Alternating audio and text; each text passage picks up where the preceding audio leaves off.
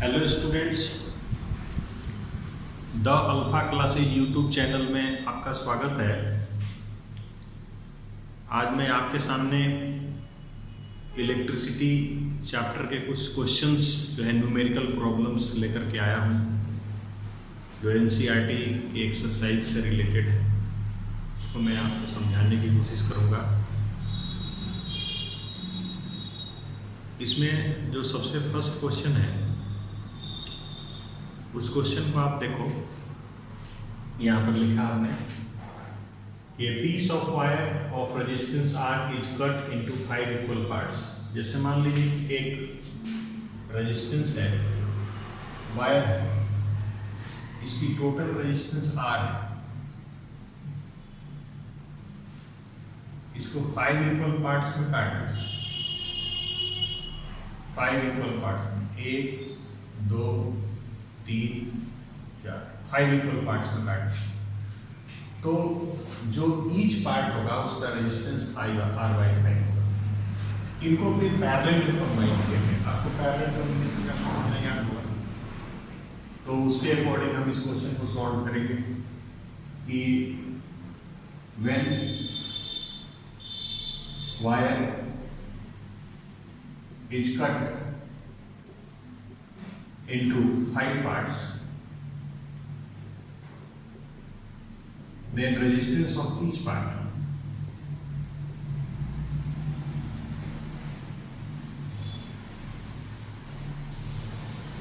equal to R/5। अब इनको parallel में कंबाइन किया जाएगा, तो 5 रेजिस्टर्स हैं ऐसे जो R/5 रेजिस्टेंस वाले हैं, इनको जो पैरेलल में कंबाइन किया जाएगा, तो पैरेलल में कंबाइन करने पर इनका रिजल्टेंट रेजिस्टेंस का जो फॉर्मूला होगा इससे डिराइव होगा उसका total resistance. 1/Rp equal to 1/R1 plus 1/R2 plus 1/R3 plus dot dot dot, जहाँ तक हो।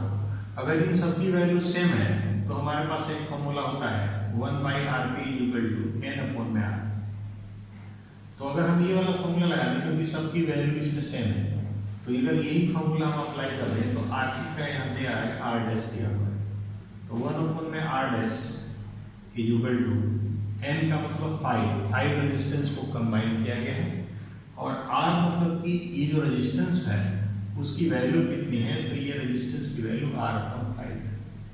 अब 5 ऊपर चला जाएगा रेसिप्रोकल होकर के, 1/R' is equal to 25/R, तो R' is equal to R/25 हो जाएगा। ये हमारे R' की वैल्यू निकल गई। अब रेशियो अगर निकालना है, ये हमें निकालना है रेशियो, और तो R/R' निकालेंगे तो आपका 25/1 हो जाएगा, इससे जो है आ जाएगा। इसलिए ये रेशियो जो हो गया R/R' वो 25/1 हो गया, ये आंसर। देखिए यहाँ पर हमारे पास जो क्वेश्चन है, ये जो क्वेश्चन आप देख रहे हैं, इसमें लिखा है कि एक इलेक्ट्रिक बल्ब में लिखा हुआ है 220 वोल्ट और 100 वाट पर काम कर रहा है, और जब 220 वोल्ट पर ऑपरेट किया जा रहा है तो उसका पावर जो है वो 100 वाट है। अगर इसी को 100 वोल्ट पर ऑपरेट किया जाएगा तो इसका पावर कितना? तो वैसे तो क्वेश्चन देखने से लग रहा है कि ये जो है वो 100 है, तो सीधे 110 पर 50 वाट हो जाएगा, लेकिन हमारे पास ये तो क्वेश्चन दिया नहीं है कि वोल्ट पोटेंशियल डिफरेंस है वो पावर के डायरेक्टली प्रोपोर्शनल होता है, या आप पोटेंशियल डिफरेंस को हाफ कर देंगे तो पावर हाफ हो जाएगा। तो इसलिए हम ऐसा कुछ कर नहीं सकते।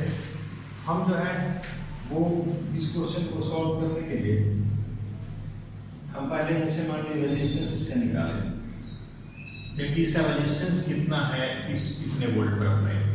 तो हमारे पास P इक्वल टू V²/R एक फॉर्मूला है, इससे आप कैलकुलेट करोगे तो R इक्वल टू हो जाएगा V²/2।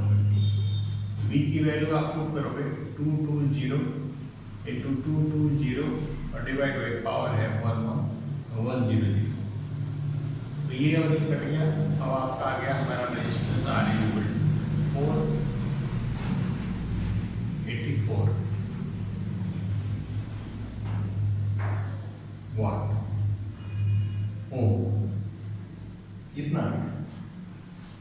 अब इसके बाद अगर हम इस क्वेश्चन को आगे सोल्व करें कि अगर 100 वाट पर, तो फिर हम यहाँ पर पावर निकालेंगे P equal to V square अपन में आए।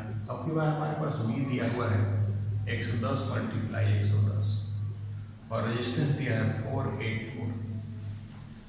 तो इसको आप ऐसे भी लिख सकते हो 110 मल्टीप्लाई 110 1 में 22 मल्टीप्लाई 20, ये 5 पर कट जाएगा और ये भी 5 पर कट जाएगा, तो 25 वाट आ गया।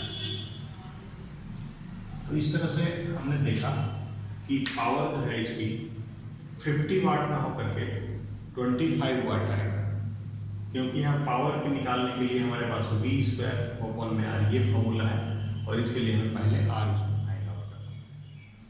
हाँ तो स्टूडेंट देखिए इसमें लिखा हुआ है कि 176 वोल्ट के रजिस्टर्स को, कितने रजिस्टर्स को हम कंबाइन करें कि 5 ओम एम्पियर करंट जो है वो 220 वोल्ट के लाइन से वो ड्रॉ करें। वैसे अगर एक रेजिस्टेंस को आप कंबाइन कर दोगे ओम्स लॉ से V equal to I multiply R होता है, तो अगर मान लो कि आपके पास 1 रेजिस्टेंस को अगर कंबाइन कर दोगे तो इसकी पोटेंशियल डिफरेंस इसकी करंट जो है वो 5 एम्पियर नहीं आएगी, क्योंकि यहीं पर आप देख लो I equal to V upon में R। तो V है यहाँ पर दिया हुआ है 220 वोल्ट और 176, आप इसको काटोगे तो 1 से थोड़ा सा ज़्यादा आएगा, मतलब ग्रेटर देन 1 आएगा बस, लेकिन ये हमारे पास 5 एम्पियर नहीं आएगा। मतलब कि हम पैरेलल में बहुत सारे रेजिस्टेंस को अगर कंबाइन कर देंगे तो इसका रेजिस्टेंस जो है वह लोअर हो जाता है। तो हमें नहीं पता कि कितने रेजिस्टेंस को कंबाइन करना है, इसलिए हम लिखेंगे कि n रेजिस्टेंस को कंबाइन किया। Let n resistors are combined, तो उनका अगर आप रिजल्टेंट निकालोगे पैरेलल में कंबाइन किया जाता है, तो अभी हमने फॉर्मूला यहाँ पर लिखा था कि 1 अपॉन में R dash equal to n upon में R होता है अगर सेम मैग्नीट्यूड के अगर रेजिस्टेंस हो तो यहाँ पर 176 ओम के सेम मैग्नीट्यूड के रेजिस्टर्स हैं, तो ये कंबाइन करके 1 अपॉन में R dash equal to n हमें पता नहीं है और R जो है 176, तो और ये हो जाएगा R dash equal to 176 upon n, ये हो जाएगा। अब हमारे पास जो नेक्स्ट क्वेश्चन आता है उसमें आता है कि इतना तो रेजिस्टेंस निकल गया, तो हमारा 5 ओम रेजिस्टेंस 5 एम्पियर करंट है, तो अगर हम ओम्स लॉ लगाएं इसमें V equal to I multiply R, तो इससे हमारे क्या निकलेगा, V हमारे पास में है 5 की वैल्यू 5 एम्पियर दे रखी और R हमारे पास दिया है 176 n, तो यहाँ पर 120 वहाँ पर लिखें, n इक्वल टू हो जाएगा 5 मल्टीप्लाई 176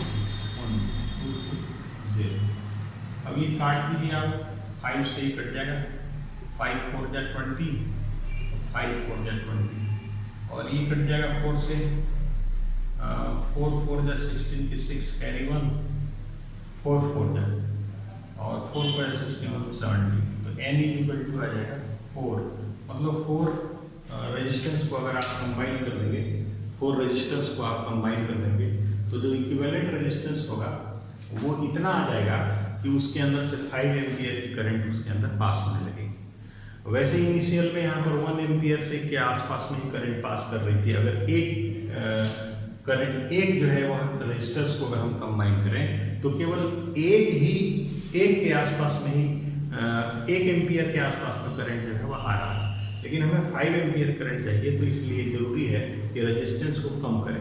रेजिस्टेंस को कम करने का हमारे पास जो तरीका है वो पैरेलल कॉम्बिनेशन का है, तो 4 रजिस्टर्स को अगर पैरेलल में कंबाइन कर देंगे तो इसका रेजिस्टेंस जो है लोअर हो जाएगा और उससे जब हम डिवाइड करेंगे तो हमारा वो जो है आंसर आ जाएगा।